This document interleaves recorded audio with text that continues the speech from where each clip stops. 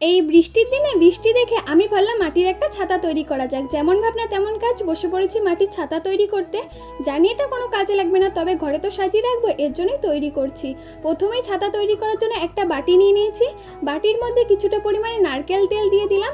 এরপরে আমি একটা মাটির গোল্লা নিয়ে বাটির শেপ দিয়ে দিয়েছিলাম, আর ছাতার যেই হ্যান্ডেলটা থাকে সেটা তৈরি করে নিয়েছিলাম। এর মধ্যে আমি একটা স্টিক ঢুকিয়ে দিয়েছিলাম যাতে ভেঙে না যায়, আর সাইডগুলো আমি কাট করে নিয়েছিলাম। তারপরে দেখো মাটিটা শুকানোর পর খুব সহজেই বাটি থেকে মাটিটা বেরিয়ে আসছে। আর ছাতার আমি সাইডগুলোতে কাদার বল লাগিয়ে নিয়েছিলাম, আর ছাতার ওপরে দুটো কান বসিয়ে দিয়েছিলাম। আসলে আমি এখানে বাচ্চাদের যেই ছাতাগুলো হয় সেগুলো তৈরি করছি। তো দেখো শুকানোর পর এখন কালার করে নিচ্ছি, আর দুটো চোখে এঁকে দিয়েছিলাম। তোমাদের এই মাটি দিয়ে ছোট্ট ছাতাটা কেমন লাগলো অবশ্যই কমেন্ট করে জানিও। ভালো লাগলে একটা লাইক করে দিও, আর চ্যানেলটাকে সাবস্ক্রাইব করতে কিন্তু কেউ ভুলো না। আজ আসি, সবাই সুস্থ থেকো, ভালো থেকো, সকলকে টাটা। আবার দেখা হবে তোমাদের সাথে নতুন কোনো ভিডিওতে।